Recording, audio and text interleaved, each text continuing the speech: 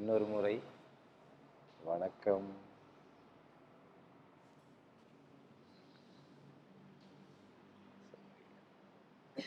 இன்றைக்கு நிறைவு நாள். மார்கழி வகுப்புகள் மதிமார்கழிங்கிற பேரில் இங்கே நடந்துகிட்டு இருக்கிற வகுப்புகளின் நிறைவு நாள் இன்றைக்கு. இன்றைய நாள் என்ன ஒரு விசேஷம்னா, வந்தோடனே பிரபு சொன்னார், இன்னைக்கு விவேகானந்தரின் பிறந்த நாள்னு சொன்னார். ஸோ ரொம்ப முக்கியமான நாள். அவர் செய்திருக்கிற வேலைகளை நினச்சி பார்த்தா அவர் பிறந்தநாள் ஒவ்வொரு நாளும் கொண்டாடப்படணும் அப்படின்னு தோன்றுறது. அப்படியான வேலைகளை செய்தவராக இருக்கிறார். இன்னொரு முக்கியமான நாள் என்ன அப்படின்னா, இன்னைக்கு கூடாரவள்ளின்னு ஒரு நிகழ்வு நடக்கும் பெருமாள் கோயிலில். யாருக்கெல்லாம் தெரியும் கூடாரவள்ளி? ஓகே, தெரியாதவர்கள் இருந்தீங்கன்னா தெரிஞ்சு கொள்ளுங்கள். ரொம்ப முக்கியமான நாள். யாருக்கு அப்படின்னா வைணவர்களுக்கு. எதற்கு அப்படின்னா, ஆண்டாள் இந்த மாதம் தானே நோன்பு இருக்கிறாங்க. ஸோ அந்த நோன்பு இருந்து ஒவ்வொரு நாள் ஒவ்வொரு பாடல்லாம் நீங்கள் கேள்விப்பட்டிருப்பீங்க, திருப்பாவை பாடல்கள். அந்த நோன்பு இன்னைக்கு நிறைவடையுது அவங்களுக்கு.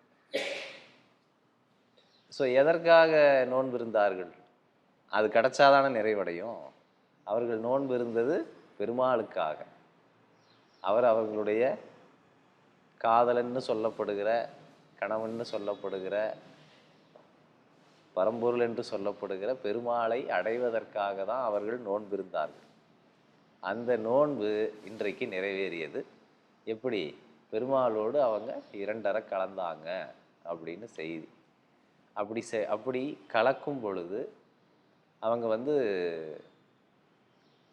அந்த களத்தலின் பொருட்டாக விளைகின்ற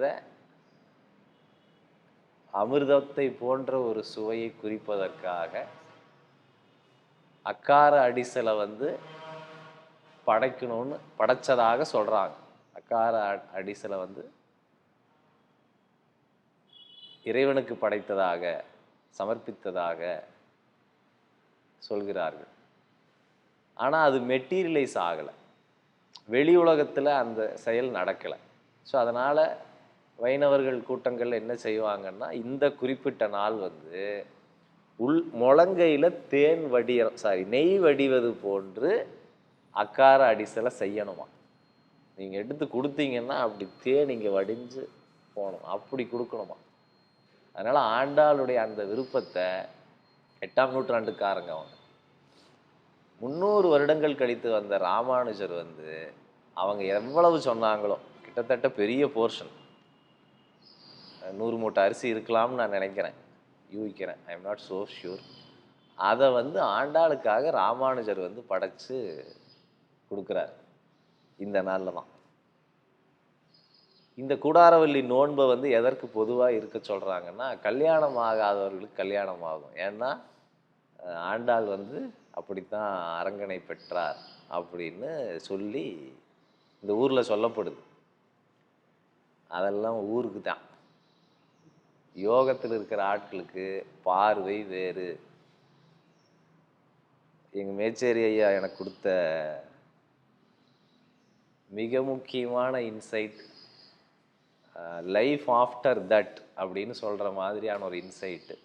அந்த பார்வை கிடைச்சதுக்கப்புறம் என்னால் ரிவர்ஸே பண்ண முடியல அப்படிங்கிற ஒரு பார்வை என்னன்னா, எதுவுமே புறத்தில் இல்லை, புறத்தில் இருப்பது போல் தோன்றுகிறது, அது நகல் தான், அசல் உள்ளதான் இருக்குது அப்படிங்கிறத எல்லா இடத்துலையும் சொல்லுவார் அவர்.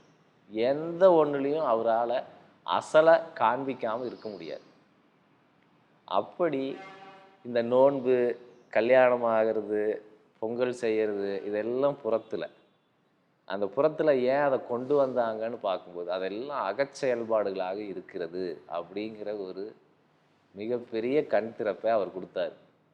அதற்கப்புறம் அந்த பாரு என்னிடம் இருந்து அகலவே இல்லை. அப்போ கல்யாணங்கிறது என்னதுன்னா, புறத்தில் நடக்கிற கல்யாணம் மட்டும் அல்ல. புறத்தில் நடக்கிற கல்யாணம் ரொம்ப ரொம்ப சின்ன இணைவு. அகத்தில் நடக்கிற கல்யாணம் இந்த ஜீவன் போய் பரமாத்மனோடு இணைகின்ற அந்த நிகழ்வு தான். பிரகிருத்தியினுடைய கூறு போய் அப்படியே புருஷனோடு இணைகின்ற அந்த வைபவம் தான். குண்டலினி போய் மேலே சகசிராரத்தில் தன்னுடைய ஆதிநாதனோடு கலக்கிற நிகழ்ச்சி தான் திருமணம் என்று வெளியே அரங்கேறுகிறது. உள்ளே இப்படி இருக்குதுங்கிறத வெளியே குறியீடுகளால் சொல்கிறார்கள். நீங்கள் சினிமாவில் பார்க்குறீங்களா இல்லையா? ஒரு திரைப்படத்தில் வந்து கதாநாயகனுக்கு வந்து 2 குணங்கள் இருக்குது, 2 முகங்கள் இருக்குது. அவர் வந்து உள்ளுக்குள்ளே ஒரு பெரிய டெரரிஸ்ட், வெளியே வந்து அவர் அப்படியே ரொம்ப ஒரு நடன ஆசிரியராக வேலை பார்த்துட்ருப்பார். அதை காண்பிக்கிறதுக்கு பார்த்தீங்கன்னா 2 தலை இருக்கிற ஒரு பொம்மையை வச்சுருப்பாங்க. அந்த பொம்மையை ஏன் சினிமாவில் வச்சாங்க? இந்த மாதிரி குறியீடுகளால் நம்ம பார்க்குற சினிமா நிறைஞ்சிருக்கு. ஏன் அந்த இடத்துல அவர் அதை வைத்தார்? ஏன் இந்த படத்தை வச்சாங்க? ஏன் அந்த பொம்மையை வச்சாங்க? சினிமாவே அப்படி இருக்கும்போது பாரதம் போன்று, ராமாயணம் போன்ற விஷயங்கள்லாம் வெறும் கதைகளாக இருக்கும்னு நினைக்கிறீர்களா? எல்லாமே குறியீடு. அது உள்ள நடக்கிற செயல்பாடுகளை மிக துல்லியமாக சொல்வதற்காக, அதே சமயம் ரகசியமாக சொல்கிறதுக்காக, அதே சமயம் விவரமும் ஆர்வமும் இருக்கிறவனுக்கு தான் அது துலங்கணுங்கிற நோக்கில் சொல்லப்பட்ட ஒரு கிரிப்டிக் மேனுவல்ஸ் ஆர் கிரியேஷன்ஸ்னு சொல்லலாம். அப்படித்தான் இங்கே எல்லாமே இருக்குது. அந்த பார்வை ஒருவருக்கு வேண்டும். ஸோ அப்படி இன்னைக்கு கூடாரவள்ளி ஒரு யோகிக்குரிய செய்தியாகவும் இருக்கிறது இன்றைய தினத்தில்.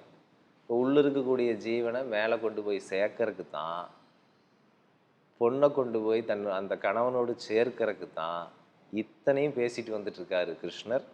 அதில் க்ஷேத்திரஜ்ஞ விபாக யோகம் இன்னைக்கு நிறைவு பெறுகிறது. க்ஷேத்திரங்கிற மனைவி, பிரகிருதிங்கிற மனைவி, க்ஷேத்திரஜன் புருஷனோடு போய் சேருகிற அந்த வைபவம் தான் கிருஷ்ணரும் ஃபெசிலிட்டேட் பண்ணிட்டு இருக்காரு. அவரும் இதைத்தான் பண்ணிட்டு இருக்காரு. சரியா? ஸோ அப்படி நிறைய வகையான மார்க்கங்களை சொல்லிட்டு வராரு. கடந்த வகுப்பில் என்ன பார்த்தோம் அப்படின்னா, 4 பெரு வழிகள் உள்ளன. 4 பெரு வழிகள் ஞானம் சார்ந்தது, பக்தி சார்ந்தது, கர்மம் சார்ந்தது, தியானம் சார்ந்தது, ராஜயோகம் சார்ந்தது அப்படின்னு பார்த்தோம். இந்த 4 பெரு வழிகளில் ஒருவன் இறைவனை அடையலாம் அப்படிங்கிற ஐடியா. நம்ம கோயில்களுக்கு 4 பெரும் கோபுரங்கள் இருக்கிறது உங்களுக்கு தெரியும், 4 வழிகள் இருக்கிறது தெரியும். அது அதை குறிக்கவே. ஆனால் என்ன அடிப்படையான செய்தின்னா, ஒரு வாசலில் வந்துட்டா நீங்கள் மறு வாசலை வந்து பார்க்கவே முடியாது. அதுக்கு எனக்கு சம்மந்தமே இல்லை, அப்படி இருக்க முடியாது. நீங்கள் நுழையிறது ஒரு வழியாக இருக்கலாம், ஆனால் சுற்றும் போது 3 வாசலையும் கடந்து தான் தீரும். அது எப்படி உண்மையோ அதுபோல் ஒருவர் தியானத்தில் தாங்க நான் இருப்பேன், எனக்கு மற்றதெல்லாம் ஆகாதுங்க அப்படின்னு சொன்னாருன்னா கூட, தியானத்தில் மேன்மை அடைய அடைய அடைய அவர் மீதம் உள்ள 3 யோகங்களிலும் தனக்குள்ள அனுபவங்களை பெற்றே தீர்வார். ஒரு நல்ல தியானி பக்திமானா ஆகியே ஆகணும். பக்தி இல்லாத வரட்டு ஞானம் இறைவனால் ஏற்றுக்கொள்ளப்படுவதில்லை. அதே மாதிரி ஒரு நல்ல தெளிந்த பக்தி உங்களை முட்டாளாக விடாது, உங்களை அறிவு புகட்டும், உங்களுக்கு தன்னைத்தானே கொடுக்கும். அதே மாதிரி இதெல்லாம் தெரிஞ்சுக்கிட்டு உங்களால் சேவை செய்யாமையோ மக்களுக்கு உதவாமையோ இருக்க முடியாது. பக்கத்தில் இருக்கிறவனை பார்த்தா அட பாவமேன்னு தான் தோணும். ஸோ அதெல்லாம் சர்வீஸ்குள்ளே நீங்கள் வந்துடுவீங்க எப்படி இருந்தாலும். அப்படி எல்லாவற்றையும் உள்ளடக்கித்தான் இந்த பாதைகள் நமக்கு காட்டப்பட்டுள்ளன. அதை சொல்லிட்டு வர்ற கிருஷ்ணர் 26வது பாடலில் என்ன சொல்கிறாரு இன்றைக்கு அப்படின்னா, இந்த ஏற்கனவே பார்த்தது இந்த 4மே சமமாக இருந்தால் நல்லது, சமரசமாக இருந்தால் நல்லது அப்படிங்கிறது தான் சிறப்பு. அப்படிங்கிறது தான் கடந்த வகுப்பில் பார்த்தோம். அதை சொல்லிட்டு, அர்ஜுனா, நிலைத்திணை இயங்கு திணையாகிய எவ்வுயிர் தோன்றியுள்ளதோ அது க்ஷேத்திரஜனுடைய சேர்க்கையால் என்று அறிக அப்படிங்கிறார். நீங்க நிலத்துல பார்க்கறது, நிலச்சி நிற்குதுன்னு நீங்க எதையோ பார்க்குறீங்க, நிலத்துல மலைகளை பார்க்குறீங்க, காடுகளை பார்க்குறீங்க, மரங்களை பார்க்குறீங்க. அதே மாதிரி இயங்கு திணை ஏதோ ஒன்று இயக்கத்தில் இருக்கா இல்லையா? ஆடாமல் இருக்குது நிலச்சி ஒன்று, ஆடிட்டே இருக்குது இயக்கத்தில் ஒன்று. அதெல்லாம் 2 தானே அடிப்படை. இந்த ரெண்டுமே இந்த நிலைத்திணை இயங்கு திணையாகிய எவ்வுயிர் தோன்றியுள்ளதோ அது க்ஷேத்திரஜனுடைய சேர்க்கையால் என்று அறிக. புருஷனும் பிரகிருத்தியும் க்ஷேத்திரமும் க்ஷேத்திரஜனும் சேர்ந்து மட்டும்தான் இது நடந்திருக்குன்னு புரிஞ்சுக்கோ ஃபஸ்ட்டு அப்படிங்கிறார். இதற்கு என்ன எக்ஸாம்பிள் சித்பவானந்தர் கொடுக்குறாருன்னா, அவர் காலத்தில் சினிமா வந்துருச்சு, அதனால் சினிமா திரையை எக்ஸாம்பிள் சொல்கிறார். தியேட்டர் ஸ்க்ரீன் நமக்கு தெரியும், சினிமா நமக்கு தெரியும், ஸ்க்ரீனும் சினிமாவும் சேர்ந்து தான் இருக்குது. இது ரெண்டும் பிரிஞ்சு இருக்கவே இருக்காதுங்கிறான். சினிமாங்கிற அந்த ஒளி அல்லது நிழல், புகை, நிற நிழல்கள் இதெல்லாம் போய் ஏதாவது ஒரு திரையில் விழுந்தால் ஒழிய படக்காட்சி தோன்றாது இல்லையா? சிவாஜி வருகிறார், பல நடிகர்கள் நம்மளை கண்ணீர் சிந்த வைக்கிறாங்களா இல்லையா? அதுக்கு அது எப்படி வாய்ப்பு இருக்கிறது அப்படின்னா, திரையும் நிழலும் சேர்ந்து தான். நிழல் அசைவு உள்ளது, அப்படிதான். நிழல் அசைஞ்சிட்டு தானே இருக்கு. சிவாஜி இங்கிட்டு அங்கிட்டு ஓடுறாரா இல்லையா? ஆனால் திரை ஓடுகிறதா? அங்கே இருக்கிற நடிகருக்கு பெரிய வலி ஏற்படுகிறது, கண்ணீர் விடுறாரு, நெருப்பு எரிகிறது திரையில். திரைக்கு ஏதாச்சும் ஆகுதா? இதை சொல்லிகிட்டே வர்றார். அப்படி இந்த முக்குண தோற்றம் இந்த சிதாகாசத்தில் ப்ரொஜெக்ட் பண்ணப்பட்டிருக்கிறதுங்கிறார். It is so real then சினிமாங்கிறார். சினிமாவை கூட ஒரு செகண்ட் நீங்கள் அசந்திங்கன்னா உங்களை இழுத்துட்டு போய் உண்மை நம்ப வச்சிருக்கு தானே. நமக்கு புல்லரிப்பு நடக்குதா இல்லையா? என்னோட இப்படி எடுத்து வச்சுருக்காங்க அப்படின்னு. நிஜமாக அங்கே அங்கே அங்கே விழுகிற அடி எனக்கே விழுந்த மாதிரி ஒரு உணர்வு வருதா இல்லையா? சினிமாவே உங்களை இப்படி மயக்கும்னா, மனுஷன் படைத்த சினிமாவே நம்மளை இப்படி மயக்கும்னா, இறைவன் படைத்த சினிமா, இந்த காஸ்மிக் ட்ரீம், காஸ்மிக் சினிமா நம்மை நிரந்தர மயக்கத்தில் வச்சுருக்கு. ஞாபகம் வச்சு, நிரந்தர மயக்கம். ஏன்னா எல்லாமே அவ்வளோ ரியலாக இருக்குது. 3D படம் 4D படம்லாம் வருது இல்லை, இப்போ சீட்டெல்லாம் ஆட்டுறாங்க பார்த்துக்குங்க. சினிமா ஸ்க்ரீனுக்கு வர்ற மாதிரி நீ சீட்டெல்லாம் ஆடும். இப்படி அடுத்து ஸ்மெல்லுக்கு ஏதாச்சும் பண்ணுவாங்கன்னு நான் நினைக்கிறேன். தேட்டர் ஸ்க்ரீனில் இருக்கிற ஸ்மெல்லை இவனும் கோத்ரூ பண்ணட்டும் அப்படின்னு செஞ்சாலும் செய்வார்கள். மார்ச்சுவரி காட்சி வருதுன்னா எங்கிருந்தாவது பிண நாற்றத்தை உள்ளே விட்டுருவாங்க, நமக்கு அந்த எஃபெக்ட் வரட்டும் அப்படின்னு. அப்படி டியூன் பண்ணிகிட்டு இருக்கிறாங்க. ஆடியோலெல்லாம் பார்த்தீங்கல்ல, ஓடுறது நம்ம பக்கத்தில் ஓடுற மாதிரி இருக்கா இல்லையா? 3D கிளாஸ் போட்டு படம் பார்க்குறோமா? மனுஷன் படைச்சதுலேயே அவன் இவ்வளவு ரியலிசத்தை ட்ரை பண்ணுறான். அவன் ரியல்னு ட்ரை பண்ணுறது மாயையை ஃபுல்லாக எக்ஸ்பீரியன்ஸ் பண்ணுங்கிறதுக்கு ட்ரை பண்ணுறான். அப்போ கடவுள் இவனை படைச்ச கடவுள் எப்படி ட்ரை பண்ணியிருப்பாரு? ஆர்கானிக்கலாக மாயையை கிரியேட் பண்ணியிருக்காரு. எல்லாம் ரியலாக தெரியுது, கிள்ளி பார்த்தா வலிக்குது. So real. சினிமாவும் பாருங்கள், கதாநாயகனுக்கு விழுகிறட்டி நமக்கு விழுந்த எப்படி இருக்கும்? பக்கத்தில் ஏதாவது ஒன்று வச்சு அவ்வளோ ரியலாக அப்படி பண்ணி வச்சிருக்கிறார். ரைட்? அந்த மாதிரியான மாயையில் இந்த மாறுகின்ற குணங்களை கொண்ட இந்த தோற்றங்களால் ஆன இந்த உலகத்தை சிதாகாசம்ங்கிற ஸ்க்ரீனில் அவர் ப்ரொஜெக்ட் பண்ணியிருக்காருன்னு சித்பவானந்தர் சொல்கிறார். எவ்வளோ உண்மை தெரியுங்களா? க்ஷேத்திரஜனுடைய சேர்க்கையால் க்ஷேத்திரம் உணர்வு, அறிவு, உயிர்மயம் ஆகிறது அப்படிங்கிறார். சினிமாவில் ஒரு உணர்வு இருக்கா? சினிமாவில் ஒரு உயிரோட்டம் இருக்கா? சினிமாவில் ஒரு அறிவு இருக்கா? சினிமாலேயே இருக்குன்னா இந்த படைப்பில் அதெல்லாம் தானே நம்மளை பிடிச்சிருக்கு, நம்மளுடையதாகவே இருக்கா இல்லையா? சினிமாவில் நாம் கொஞ்ச நேரம் அதில் வசப்பட்டுட்டு வெளியே வரோம். இதில் வசப்பட்டது வெளியே வர முடிய மாட்டாங்க, அப்படியே அதுவாகவே உட்கார்ந்துருக்கு. அதை சொல்கிறாரு. இதில் படம் ஓடவே, படத்தில் ஒரு எமோஷன் நாம் கோத்ரூ பண்ணவே, இது சினிமா தேட்ரு இப்படி சுற்றி உட்காண்ட்ருக்குறோம், 2 மணிக்கு வந்தோம், 5 மணிக்கு போக போகிறோம், இப்படின்னெல்லாம் ஒரு ரியலைசேஷன் வந்திருக்கா நமக்கு? பெரும்பாலும் வர்றதில்லை. அந்த படத்துலேயே விழுந்து எந்திரிச்சு நீச்சல் அடிச்சுட்டு அவனே கழுத்தை பிடிச்சி வெளிதெல்லாம் தான் வர்றோம். இதுக்கு நடுவில் பாப்கார்ன்லாம் வேற இல்லையா? ஸோ அப்போது இது திரைக்காட்சி ஓடிட்டு இருக்கும்போதே திரை உங்களுக்கு தெரியுதா அப்படிங்கிற கேள்வி எப்படி வெளியே வர முடியும்? நீங்கள் ஒரு உணர்வு மயப்பட்டுக்கிட்டு இருக்கும் பொழுது, திரைப்படம் ஓடிட்டு இருக்கும்போது நீங்கள் வெளியே வரணும்னா உங்களுக்கு என்ன தெரியணும்? திரை உங்கள் அனுபவத்துக்கு வரணும், காட்சியை விட. காட்சி தானே அனுபவத்தில் இருக்குது. இப்போ காட்சி ஓடிட்டு இருக்க திரையை நீங்கள் என்னைக்காச்சும் பார்த்துருக்குறீங்களா? நீங்கள் ரொம்ப எமோஷனல் ஆகும்போது காட்சியை தள்ளிட்டு திரையை தேடி பாருங்க, நீங்கள் ஃப்ரீயாயிருவீங்க படக்குன்னு. அதுதான் ரொம்ப ஆச்சரியமானது. எகைன் ராமகிருஷ்ணர் சொல்றார், கனவுலேருந்து உன்னை எழுப்புறதுக்கு கனவே உதவுங்கிறார்.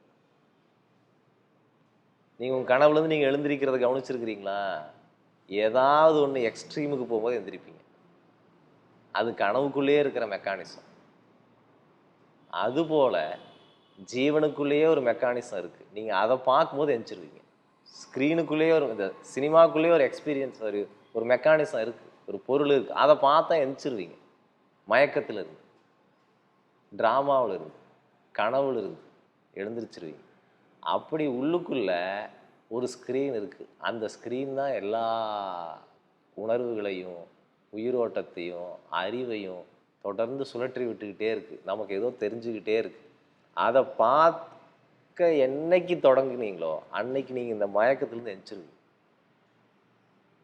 எப்படி சினிமாவுக்கு போய் மயங்கி வர்றோமோ, அப்பப்போ சேத்திரத்துக்கு போய் மயங்கி வந்துட்டு இருக்கிற நிலையத்தான் ஒரு சாதகன் அடைகிறான். அப்புறம் நிரந்தரமாக எந்திரிச்சிடறான் ஒரு பீரியடில். அதை சொல்கிறாரு ராமகிருஷ்ணன். என்ன சொல்கிறாருன்னா, பாலை எடுத்துக்க, அதுதான் இந்த முழு பிரம்மம். காணும் பிரம்மம், காணப்படாத பிரம்மம், எல்லா பிரம்மமும் இந்த பால். பால் போல இந்த உலகம். அதில் கடைன்னு கடைஞ்சு வெண்ணெயை மட்டும் எடுக்கிறானா ஒருத்தன், அதுதான் ஈஸ்வரன்.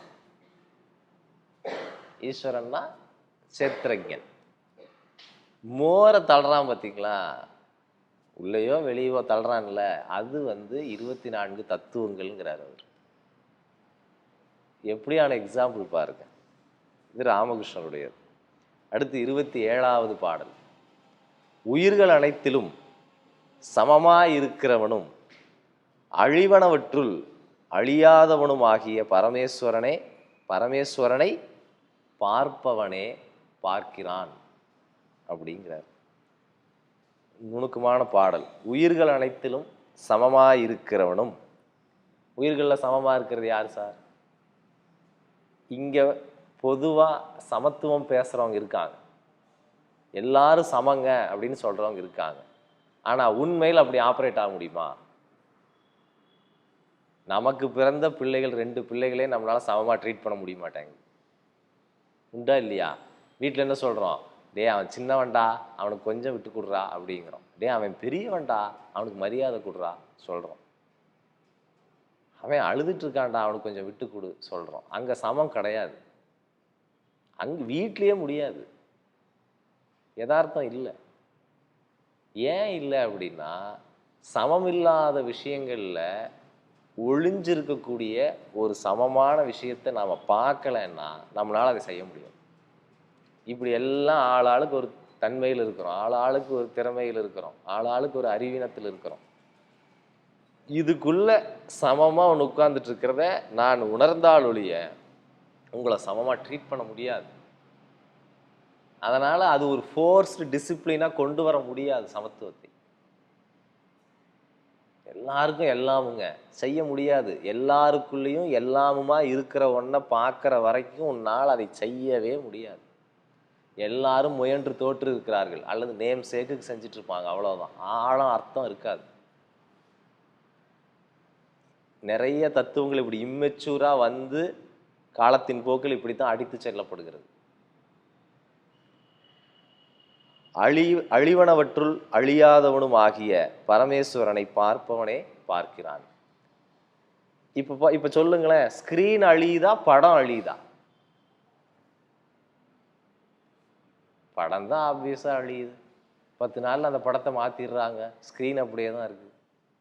ஸ்கிரீனுங்கிற ஐடியா அப்படியே தான் இருந்துகிட்டு இருக்கு. சினிமாங்கிற ஐடியா கூட மாறிட்டு இருக்கு. ஃபிலிம் ரோல் இருந்துச்சு, டிஜிட்டலுங்கிறாங்க, இதுக்கப்புறம் ஸ்ட்ரீமிங்கிறாங்க, என்னென்னமோ சொல்கிறாங்க. But screen is always a screen, right? அதனால் என்றைக்குமே அழியா பொருளாக ஒன்று இருப்பதை பரமேஸ்வரன் என்று அறிக, அதை பார்ப்பவனே பார்க்கிறான். அதை பார்க்கிறவன் தான் உண்மையிலுமே பார்க்கிறவனாக ஆகிறான். பொதுவாக பார்ப்பான்னு ஒரு சொல்லு இருக்கு இல்லையா, அது இங்கேருந்து வந்தது தான். இங்கிலீஷில் வந்து சீயர்னு பேர், சம்ஸ்கிருதத்தில் ரிஷின்னு பேர். அவ்வளோதான். ரிஷின்னா the one who can see which anybody cannot see very easily. அவ்வளோதான். ஹையஸ்ட்டு சீயர், ஹையஸ்ட் விஷனை பார்க்குறவனாக இருக்கிறான், அவனைத்தான் சீயர்னு சொல்கிறான். அந்த பார்ப்பவனைத்தான் இவர் பார்ப்பவனே பார்க்கிறான்னு சொல்கிறார். நீ பார்க்கறது பரமேஸ்வரனை பார்த்தா மட்டும்தான் நீ பார்க்கவே செய்கிற, மற்றதெல்லாம் பார்த்தேன்னா நீ மயக்கத்தில் இருக்க அப்படிங்கிற பொருள் அது. பார்ப்பவனே பார்க்கிறான். இப்போ கேமை வந்து ஒரு சைடாக பார்க்குறவன் கேமை பார்க்குறவனா ஆறானா? கதாநாயகனை மட்டுமே பார்த்துக்கிட்டு இருக்கிறவன் சினிமாவை பார்க்குறவனா ஆறானா? அந்த சினிமாவில் எத்தனை சேர்க்கப்பட்டிருக்கிறது? கலர் கிரேடேஷன் பார்க்கலாம், லைட்டிங் பார்க்கலாம், எடிட்டிங் பார்க்கலாம், பேக்ரவுண்ட் பார்க்கலாம், பேக்ரவுண்ட் மியூசிக் கேட்கலாம், இத்தனை இருக்குது. ஆனால் நம்ம என்ன பண்ணுறோம், ரெண்டு ஷோ ஸ்டீலர்ஸ்னு சொல்லுவாங்க, அந்த ரெண்டு முகங்களை தவிர்த்து பார்க்கவே முடியாது நம்மளால். அப்படி கவர்ந்துருவாங்க. அப்படி பார்க்குறவனை நம்ம சினிமா பார்க்குறவன் சொல்ல முடியுமா? அதைத்தான் அப்படி பார்க்குறவன் தான் பார்க்குறான் அப்படின்னு சொல்கிறாரு கிருஷ்ணர். அடுத்து 28வது பாடல். எங்கும் ஒப்ப நிலைத்திருக்கும் ஈசனை காண்போன் தன்னைத்தானே அழித்து கொள்கிறானில்லை, அதனால் அவன் பரகதி அடைகிறான் அப்படின்னு சொல்றாரு. எங்கும் ஒப்ப நிலைத்திருக்கும் ஈசனை காண்போன் அப்படின்னா என்னது? தன்னைத்தானே அழித்து கொள்கிறானில்லை. ஈசனை காணாமல் இருக்கிறது அஞ்ஞானம்ங்கிறது தான் ஃபஸ்ட்டு தெரிந்து கொள்ள வேண்டியது.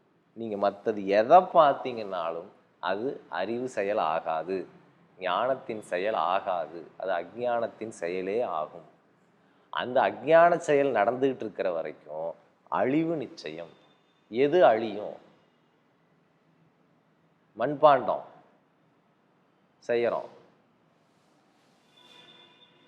மண்பாண்டம் செய்யும் பொழுது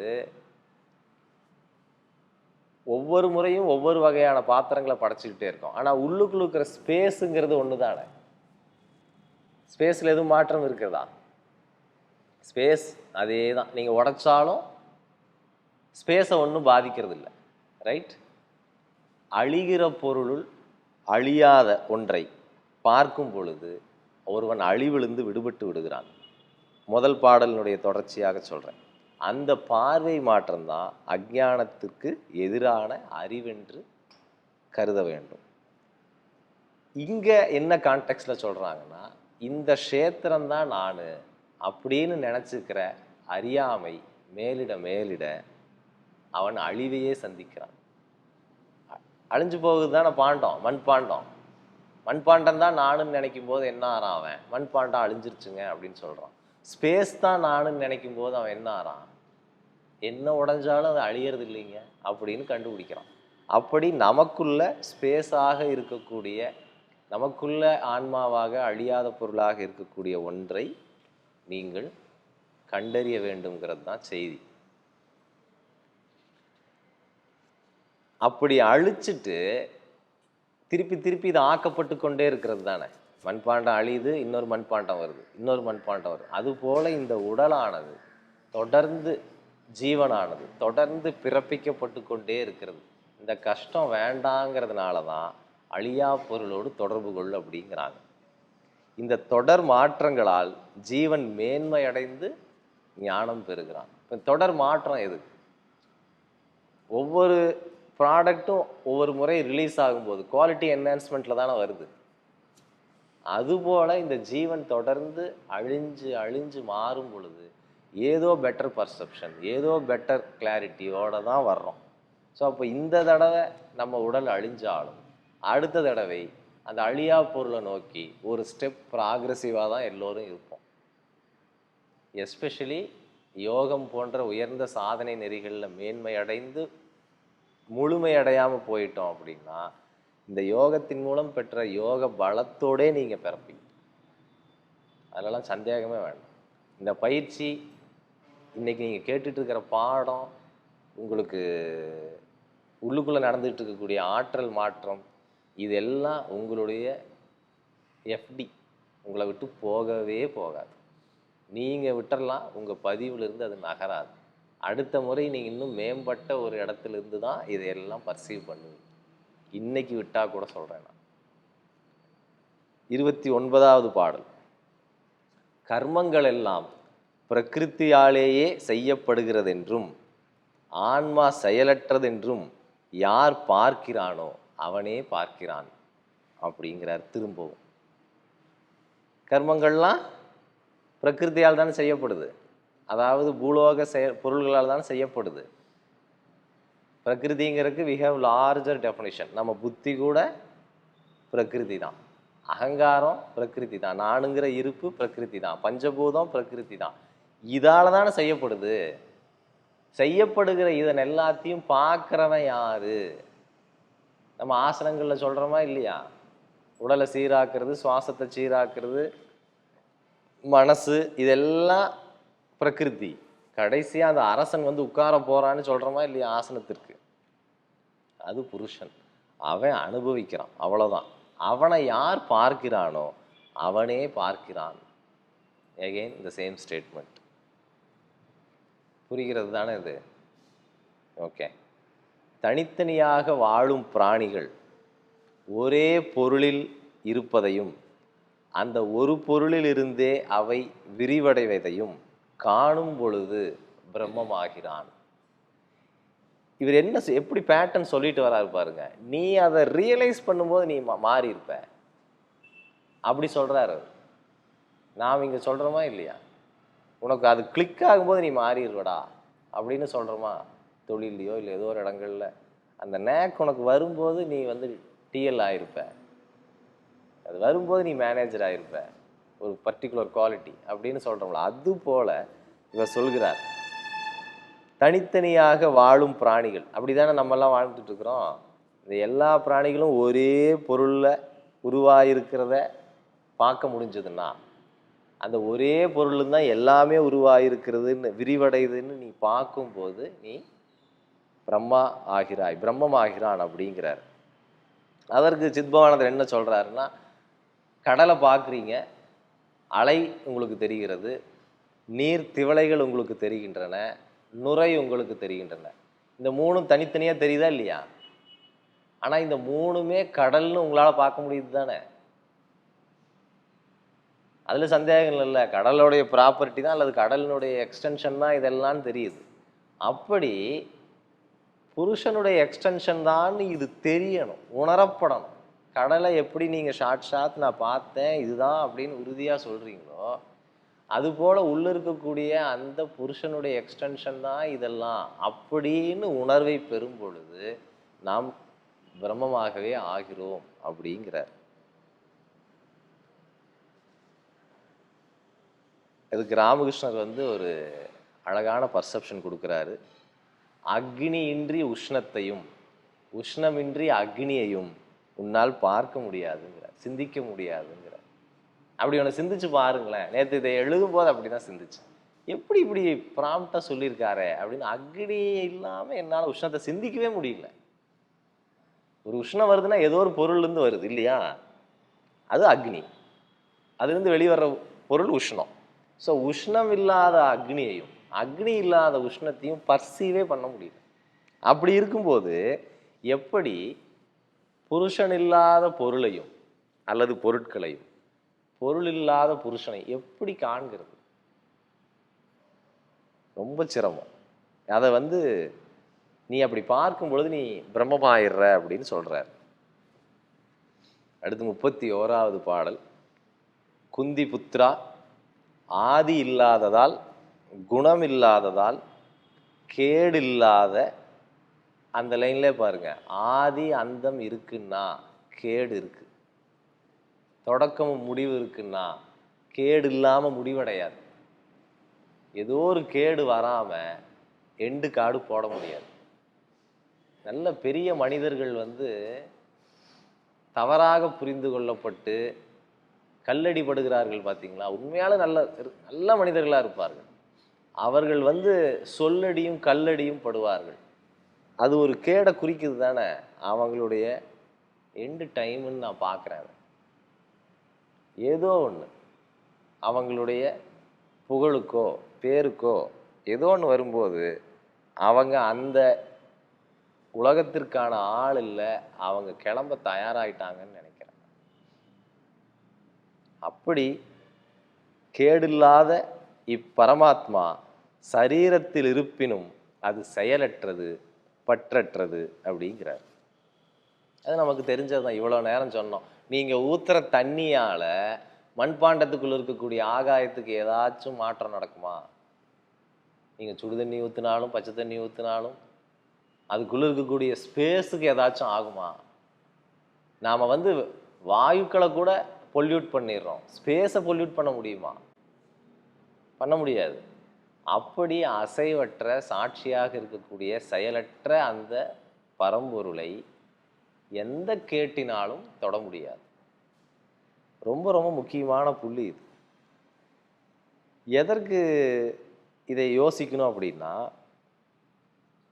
இப்படி பர்சீவ் பண்ணி பண்ணி பழகும்போது இப்போ என்னுடைய மனம் தோன்றுகிறது, ஒரு எண்ணம் மறையுது, ஒரு எமோஷன் கோபம் வருது, கோபம் மறையுது, இதெல்லாம் பொல்யூஷன். இந்த பொல்யூஷன்லேருந்து விடுபடணும்னு எல்லோருக்கும் விருப்பம் இருக்குது. அப்போ கேடில்லாத ஒரு பொருளோடு உங்களுக்கு தொடர்பு இல்லைன்னா எப்படி விடுபடுவீங்க?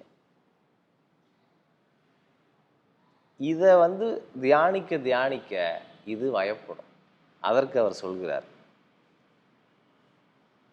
இந்த இடத்துக்கு சித்பவானந்தர் என்ன சொல்றாருன்னா, மாயையினுடைய காரியங்களுக்கு தொடக்கம் உண்டு முடிவுண்டுங்கிறார். அப்படின்னா என்ன அர்த்தம்? மாயையிலிருந்து தான் எல்லாம் ஆப்ரேட் ஆகிட்டு இருக்கு நம்மளுடைய எமோஷன்ஸ் அப்படின்னு பொருள். பிரம்மஞானியின் சரீரம் அவனுடையது அன்று அப்படிங்கிறார். எதனால? தொடக்கமும் முடிவும் உடம்புக்கு இருக்கா இல்லையா? உடம்புக்கு இருக்கு. அப்போ மாயையினுடைய தாக்கமாக இது இருக்கு. ஆனால் இது ரியலைஸ் பண்ணால் எங்கே போயிடுறான்? பிரம்ம ஞானத்தையே அடைஞ்சிட்றான். அடைஞ்ச பிறகு தொடக்கமும் முடிவும் கொண்டுள்ள பொருள் அவனுடையது அல்ல. என்னதான் ரமணர் சரீரத்தோடு இருந்தாலும் சரீரம் அவர் அல்ல. இந்த அர்த்தத்தில் தான். சரியா? 32வது பாடல். எங்கும் நிறைந்துள்ள ஆகாசமானது. ஆகாசம் எல்லா பக்கமும் இருக்கு. ஆகாசம் எங்கேங்க இருக்கு? எல்லாம் கேட்டுன்னு இப்படி பார்ப்பாங்க. ஏன் இங்க இல்லையா? அது இங்க இருக்கு. ஆகாசம் இருக்கு. பூமிக்குள்ள கூட ஆகாசம் இருக்கு. ஆகாசம் எல்லா பக்கம் இருக்கு. எங்கும் நிறைந்துள்ள ஆகாசமானது நுண்ணியமாய் இருப்பதால் எப்படி களங்கம் அடைவதில்லையோ அப்படியே தேகமெங்கும் நிறைந்துள்ள ஆன்மா களங்கம் அடைவதில்லை. மிக சிறப்பான புள்ளி. அதாவது கண் திறப்போட ஒரு பெரிய தரிசனத்தை இதில் பார்க்கலாம். எப்படின்னா, எங்கும் நிறைந்துள்ள ஆகாசமானது நுண்ணியமாக இருப்பதால் எப்படி களங்கம் அடைவதில்லையோ. என்ன அர்த்தம்னா, எதெல்லாம் நுண்ணியமாக இருக்கிறதோ அது களங்கம் அடையாதுன்னு பொருள்.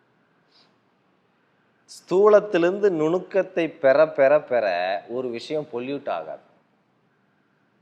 உதாரணத்துக்கு என் உடல் தூளமான உடல். இந்த தூளமான உடல் எவ்வளவு சீக்கிரம் பொல்யூட் ஆகிறதோ அதை விட கம்மியாக தான் பொல்யூஷனுக்குள்ளே போகும். இதை விட சூட்சமாக உள்ள நுண்ணியமாக உள்ள என்னுடைய பிராணன். என்னுடைய பிராணன் எவ்வளோ சீக்கிரம் பொல்யூட் ஆகுதோ அதை விடவும் லேட்டாக தான் அல்லது அளவில் குறைவாக தான் பொல்யூட் ஆகும் என்னுடைய மனம். மனது நுணுக்கமானது. மனதை விடவும் நுணுக்கமாக இருக்கக்கூடியது என்னுடைய உணர்வுகள், தான் என்கின்ற உணர்வு. அதுவும் பொல்யூட் ஆகாது மனதினுடையதை விட ஒப்பிட்டா. அப்படி கீழே ரெடியூஸ் பண்ணிட்டே போனீங்கன்னா நுணுக்கத்திலேயே நுணுக்கமான என்னுடைய சாட்சியானது, என்னுடைய பரமபுருஷனானவன் பொல்யூஷனே ஆகமாட்டான். இது எதை சொல்ல வருது அப்படின்னா, இந்த பெரிய அரங்கத்தை கூட்டுகிற துடைப்பம் இந்த அரங்கத்தை விட கம்மியான குப்பையாக தானே இருக்கும். இந்த ஹாலை விட பயங்கர குப்பை இருக்கிற ஒரு விளக்குமாரை வச்சுட்டு நாம் பெருக்குவோமா?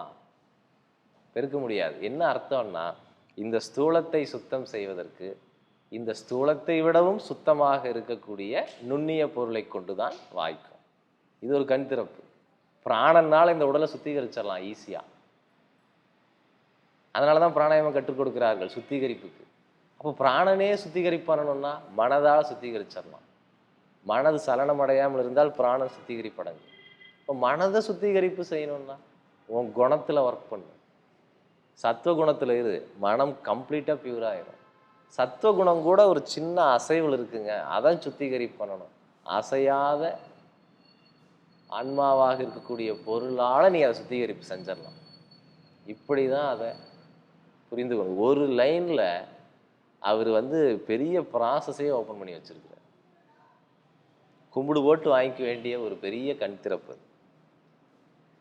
எப்படி ஆகாசமானது நுண்ணியமாய் இருப்பதால் களங்கமடைவதில்லையோ அப்படியே தேகமெங்கும் நிறைந்துள்ள ஆன்மா, தேகமெங்கும் நிறைந்திருக்கிறதா? முதல்ல அதுவே கேள்வி. தேகமெங்கும் நிறைந்துள்ள ஆன்மா களங்கமடைவதில்லை. இந்த இடத்துல நான் ஒரு மாற்று பார்வையை சொல்கிறேன். ஆன்மா தேகமெங்கும் நிறைஞ்சிருக்கா, இல்லை தேகம் ஆன்மாவுக்குள்ளே நிறைஞ்சிருக்கான்னு நீங்கள் பிரித்து பார்த்து. எல்லோரும் இந்த இன்சைட் சொல்கிறாங்க. Yes, I have great respect for them. உடம்புக்குள்ளே கடவுள் இருக்காரா, கடவுளுக்குள்ளே உடம்பு இருக்கா அப்படிங்கிறது அவங்களுடைய அனுபவத்தின் பார்வை. எனக்கு அப்படி தெரியல. எனக்கு அவருக்குள்ளே தான் நான் இருக்கிறதாக என் உணர்வு இருக்கிறது. ஸோ அதனால் தேகமெங்கும் நிறைந்துள்ள ஆன்மான்னு அவர் சொல்கிறார். நான் ஆன்மாவுக்குள் நிறைந்திருக்கிற தேகம்னு சொல்கிறேன். அவ்வளோதான் மாறுபாடு. இது களங்கம் அடைவதில்லைங்கிறார். இதற்கு சித்பவானந்தர் என்ன சொல்கிறாருன்னா, தண்ணியை பனிக்கட்டியாக வச்சுருக்க, தண்ணியாகவே வச்சுருக்க, ஆவி ஆக்கிட்ட. எது லெஸ்ஸர் இம்பியூர்? ஆவி தான் lesser impure. We all know. நுணுக்கம் அடைய அடைய பியூரிட்டி அதிகரிக்கும். அப்போ நாம் நம்மளை கிராஸ்லேருந்து சூட்சுமத்திற்கு எடுத்து செல்ல வேண்டிய பொறுப்பு நம்முடையது தானே. நாம் க்ளீன் ஆகணும்னா. எஸ். அடுத்த பாடல். ஒரு சூரியன் எப்படி உலகனைத்தையும் ஒளியுறச் செய்கிறதோ அப்படி அர்ஜுனா பிரபஞ்சமனைத்தையும் பரமாத்மா பிரகாசிப்பிக்கிறான் அப்படிங்கிறார். எப்போவுமே இந்த வெளியுலக பொருளை ரெஃபர் பண்ணி தான் சொல்ல முடியும். நீங்கள் கொஞ்சமாச்சும் சுவைக்காத ஒன்றை சொல்லாமல் அந்த பெருஞ்சுவையை சொல்ல முடியாது. ஒரு இடத்துல சொல்கிறார்கள், கடவுள் உலகத்துல ஏன் இவ்வளோ இன்பம் கொடுத்தாரு அப்படின்னா, இந்த இன்பத்தை அனுபவிச்சாதான் அந்த இன்பமே உனக்கு தெரிய வரும்னு கொடுத்தாரு அப்படின்னு சொல்கிறான். இல்லைன்னா உனக்கு தெரியாது அப்படிங்கிறான். இங்கெல்லாம் இப்படிலாம் இன்பம் இருக்குன்னு உனக்கு ரெஃபரன்ஸ் பாயிண்ட் வச்சாதான் இதெல்லாம் ஒரு இன்பமாடா, அது எப்பேற்பட்டது தெரியுமா அப்படின்னு சொல்கிறக்கு ஆகும். நீங்கள் பாலைவனத்தில் இருந்தால் என்ன சொல்ல முடியும்? பாலைவனத்திலே ஒருத்தன் இருந்தான்னா அவனுக்கு எப்படி கிராமத்து வாழ்க்கையை சொல்கிறது அல்லது நகரத்து வாழ்க்கையை சொல்கிறது? சொல்லவே முடியாது. அது மாதிரி அப்படி சூரியனை ரெஃபர் பண்ணுறார். இந்த சூரியன் உலக அனைத்துக்கும் ஒளியுறச் செய்கிறதா, இன்வேரியபிளி செய்கிறதா? அந்த வெளிச்சத்தை வச்சு ஒருத்தன் நல்லதும் கெட்டதும் செய்கிறானா? அதுபோல நமக்குள்ள சூரியனாய் இருப்பது எது? அறிவு. அறிவுதான் சூரியன். இந்த அறிவை கொண்டு நீ என்ன செய்கிறாய்? அது நீக்கமர நிறைஞ்சிருக்கு. சூரியன் எப்படி வைடு ஸ்ப்ரெட்டோ அது மாதிரி அறிவுங்கிற ஒரு எலிமெண்ட். அறிவுன்னா விஷயம் இல்லை. இப்போ நீங்கள் அறிவுன்னா எனக்கு ஜாவா தெரியும், எனக்கு ஜாவா பைக் ஓட்ட தெரியும், அப்படி இதெல்லாம் அறிவு இல்லை. சரியா? இதெல்லாம் நிகழ்கிறதுக்கு காரணமாக இருக்கிறது அறிவு. 4 தடவை இப்படி ஓட்டுனீங்கன்னா அது மசில் மெமரியாக தானே மாறுது. மெமரி எப்படி அறிவாகும்? மெமரியை யூஸ் பண்ணிக்கிற இன்டெலிஜென்ஸ்னு ஒன்று இருக்கா இல்லையா? டேட்டாவை ப்ராசஸ் பண்ணுறதுக்குன்னு ஒரு சாதுரியம் இருக்கா இல்லையா? இன்டெலிஜென்ஸுங்கிறது இன்ஃபர்மேஷனை ப்ராசஸ் பண்ணுறதுக்கு உதவுற ஒரு டூல். இன்ஃபர்மேஷன் எப்படி அறிவாகும்? இன்ஃபர்மேஷன் இல்லைனாலும் அறிவு இருந்துகிட்டு தான் இருக்குது. அதுபோல் இந்த அறிவு உள்ளே இருந்துக்கிட்டே இருக்கு. உள்ளுலகத்துக்கு வெளி உலகத்துக்கு சூரியன் இருந்துகிட்டு இருக்கிறது மாதிரி அப்படிங்கிறாரு. சிறப்பு. இன்றைய நாளின் நிறைவு பாடல். இவ்வாறு க்ஷேத்திரஜனுக்கு இடையில் உள்ள வேற்றுமையையும் உயிர்கள் பிரகிருத்தியிலின்று விடுதலை அடைதலையும் ஞானக்கண்ணால் காண்போர் பிரம்மத்தை அடைகின்றனர். எப்படி உங்களுக்கு வந்து இதை டிஃபரன்ஷியேட் பண்ணி பார்க்கறதுக்கு பார்வை வருகிறதோ, அந்த பார்வை இப்போ வெளியே வருது. உங்கள் டீம் உங்கள் பையன் கேமில் இருக்கும்போது நீங்கள் கேம் என்ஜாய் பண்ண மாட்டீங்க, உங்கள் பையனை தான் என்ஜாய் பண்ணுவீங்க. பிகாஸ் யூ பிகம் யுவர் பார்ட்டிசிபெண்ட்டாகவே ஆயிட்டீங்க நீங்கள். இதுவே கேம் என்ஜாய் பண்ணுறவன் எந்த டீம் நல்லா ஆடினாலும் சந்தோஷமாக கைத்தட்டுவான் இல்லையா? அவன் கேம் என்ஜாய் பண்ணுறவன், இவன் டீம் என்ஜாய் பண்ணுறவன், ஒரு சைடு எடுத்துட்டான். ரைட்? இந்த சேம் வே இந்த க்ஷேத்திரத்தை என்ஜாய் பண்ணிகிட்டே போயிட்டோமே, க்ஷேத்திரஜனை என்னைக்காச்சும் கவனிச்சிருக்கோமா அப்படிங்கிறது தான் கேள்வி. சித்பவானந்தர் அழகா சொல்கிறார், நோயாளியை நல்லா தெரிஞ்சுட்டேன், நோயை கூட தெரிஞ்சுக்கிட்டேன், மருந்து தெரிஞ்சுக்கிட்டியா? அப்படி வைத்தியம் பண்ண முடியாது. மருந்தை நல்லா தெரிஞ்சுட்டேன், உனக்கு ஏகப்பட்ட மருந்துகள் தெரியும், செய்ய தெரியும், எல்லாம் தெரியும். நோயாளியை தெரியுமா உனக்கு? அவன் எங்கிருந்து அந்த பிரச்சனையை சுமந்துட்டு வந்திருக்கான்னு தெரியுமா? தெரியாது. அப்போ நீ half baked. Even your skill is half baked இல்லையா? அப்படித்தானே அர்த்தம். அப்போ நோயையும் மருந்தையும் அறிந்தால்தான் முழுமை அடைகிறான். அது மாதிரி இந்த க்ஷேத்திரத்தை உள்ளுக்குள்ள, க்ஷேத்திரம்னா உலகத்துக்கு போயிடாதீங்க, உடலும் தான். இந்த க்ஷேத்திரத்தையும் இதுக்குள்ளுக்குள்ள இதை எல்லாத்தையும் அனுபவிச்சுட்டு கூடிய க்ஷேத்திரஜனையும் ஒருவன் சம அளவு பிரித்து பார்த்தான்னு வைங்க, அவன் இதை ஞானக்கண்ணால் காண்போன் பிரம்மத்தை அடைகின்றான். இது மாதிரி உயிர்கள் பிரகிருத்திலிருந்து விடுதலை பெற்று மேலே ஏகுதலையும் ஞானக்கண்ணால் காண்போன். இப்படித்தாங்க அவர் கொஞ்சம் கொஞ்சமாக லிபரேட் ஆகியிருக்காரு. நீங்களே பார்க்கலாம், 20 வயசில் உங்களுடைய நண்பர் எப்படி இருந்தார், 40 வயசில் இப்போ எப்படி இருக்கார், ஏதோ ஒரு பக்குவத்தை அவர் அடைஞ்சிருக்கார், என்னமோ ஒரு லிபரேஷன் அவனுக்குள்ளே நடந்திருக்கு அப்படின்னு உங்களால் கண்டுக்க முடியும். நீங்கள் திரைப்பிரபலங்களை பாருங்கள், அவங்க வந்த புதுசில் எப்படி இருக்காங்க, போக போக போக போக ஏதோ ஒரு விடுதலை அவங்க அடைஞ்சிருப்பாங்க. அதை உங்களால் கண்டுக்க முடியும். எழுத்தில் தொடர்ந்து ஒரு எழுத்தாளரை வாசிச்சிங்கன்னா கண்டுக்க முடியும். அது மாதிரி இந்த உயிர்கள் தொடர்ந்து ஏதோ ஒரு விடுதலை அடைகிறதே அப்படின்னு ஞானக்கண்ணால் பார்த்தால், ஞானக்கண்ணா விவேகம், டிஸ்கிரிமினேட்டிவ் சென்சஸ், அதால் பார்த்தா க்ஷேத்திரத்திலிருந்து விடுபட்டு க்ஷேத்திரஜன் மேலேறுதலையும் பார்த்தால் பிரம்மத்தை நீ அடைவாய்ங்கிறது தான் 34வது பாடலின் சத்தியம். அதனால் ஒவ்வொரு இடத்துலையும் இந்த இன்சைட்டை எப்படியாவது வளர்த்துக்குங்க. இங்கே இதையெல்லாம் சொல்லி கொடுக்கறதுக்கு பேர் தான் யோகம். ஆசனங்களை சொல்லி கொடுப்பது மட்டும் அல்ல, ஆசனம் வந்து 8ல் 1 பங்கு தான் யோகத்துக்குன்னு கணக்கு பார்த்தா. இப்போ இந்த இன்சைட்ஸ், இந்த பக்குவம் உங்களுடைய ஒவ்வொரு பயிற்சியிலையும் நீங்கள் இந்த க்ஷேத்திரத்திலேருந்து பிரிஞ்சு க்ஷேத்திரஜனாக உங்களை பார்க்கறதுக்கு மட்டும்தான் வகுப்பு நடத்தப்படுகிறது. வேறு எந்த நோக்கமும் இல்லை. அவர் இடுப்பு வலி, கைகால் வலி எல்லாம் சொல்லலாம். ஏன்னா நீ அவ்வளோ டைட்டாக இருக்கிற க்ஷேத்திரத்தோடு, வேறு ஒன்றும் காரணம். உலகத்தில் உள்ள அனைத்து நோய்களும் க்ஷேத்திரஜன் காணாமையே போனதனுடைய விளைவு. க்ஷேத்திரஜன் ஒருத்தன் உங்கள் லைஃப்பில் இல்லாமல் போனதின் விளைவு தான் உலகத்தில் இருக்கக்கூடிய அனைத்து பிணிகளும் பிரச்சனைகளும். என்னைக்கு வந்து அது விடுபட ஆரம்பிக்குதோ, நிறைய விடுதலை அடைஞ்சதுன்னு வைங்க. உதாரணத்துக்கு நம்ம வேளச்சேரி இந்த 4 கிலோமீட்டரில் எல்லாரும் நல்லா ஜம்முன்னு தியானம் பண்ணுகிறவர்களாக, அனுதினமும் க்ஷேத்திரஜனை புசிப்பவர்களாக இருந்தீங்கன்னு வைங்க. இங்கெல்லாம் நமக்கு மிகச்சிறந்த ஆளுமைகள் நம்மளை ரூல் பண்ணுவாங்க. இங்கெல்லாம் மிகச்சிறந்த ஆளுமைகள் நமக்கு பொறுப்பெடுத்துக்குவாங்க. ஸோ நம்ம கலெக்டிவ் கான்ஷியஸ் தான் நமக்கான தலைவர்களை ஈர்த்து வருகிறது. நம்ம கலெக்டிவ் ஏவரேஜ் கான்ஷியஸ்னஸ் தான் நம்ம பாஸை, நம்மளை ரூல் பண்ணுறவங்கள வந்து நம்ம லைஃப்பில் கொண்டு வருது. இந்த விடுதலையை எப்படி அடையிறது, இந்த க்ஷேத்திரத்திலிருந்து எப்படி பிரிக்கிறது, அதுதான் 4 பெருவழிகள் சொன்னோம். அதில் தியானம் ஒரு வழி, பக்தி ஒரு வழி, சர்வீஸ் ஒரு வழி. அந்த தியானம் நடக்கிறதுக்கு என்ன செய்யறது, என்ன அப்படி உட்காந்து தியானம் பண்ணணும், என்ன செய்யறது, உடம்பு கவனி, உன் பிராணனை சீர் பண்ணு, நேர் பண்ணு. அதற்கப்புறம் உன் மனதை அசையாமல் வைக்கிறதுக்கு உண்டான மார்க்கங்களை செய். அப்போ சேத்துறீங்கன்னு தெரியுமா உனக்கு?